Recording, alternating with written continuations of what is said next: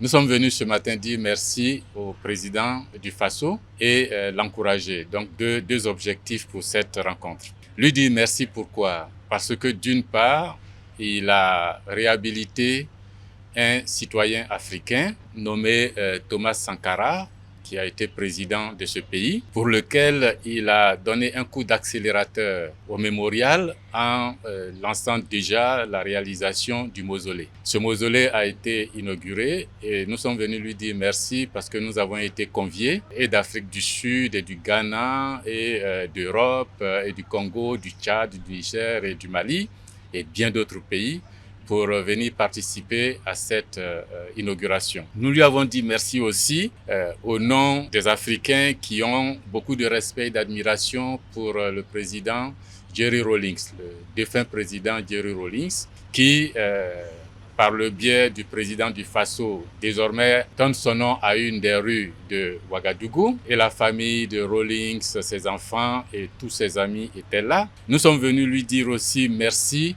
pour la décoration offerte à plusieurs d'entre nous qui mènent ce combat sur le continent africain et ailleurs. Nous sommes venus surtout lui dire merci d'être le porte-flambeau aujourd'hui de nombreux jeunes en Afrique, de nombreux moins jeunes en Afrique qui rêvent d'une certaine Afrique et nous sommes venus l'encourager de ne pas baisser les bras, de continuer à construire une armée solide pour le Burkina Faso en liaison avec les pays de l'AES, j'ai dit le Niger et le Mali, pour combattre cet élément toxique de la sous-région que l'on appelle terrorisme. Nous sommes venus l'encourager, non seulement à renforcer cette armée burkinabé et les armées de l'AES, mais à continuer à travailler pour le développement du Burkina, à continuer à orienter les investissements vers les besoins cruciaux de la population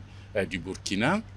Nous sommes venus l'encourager à transmettre ce message-là aux autres pays, aux autres chefs d'État de l'AES et surtout de leur dire qu'ils ne sont pas seuls, que par le passé, l'Afrique est restée indifférente lorsque les menaces ont commencé à planer sur Patrice Lumumba.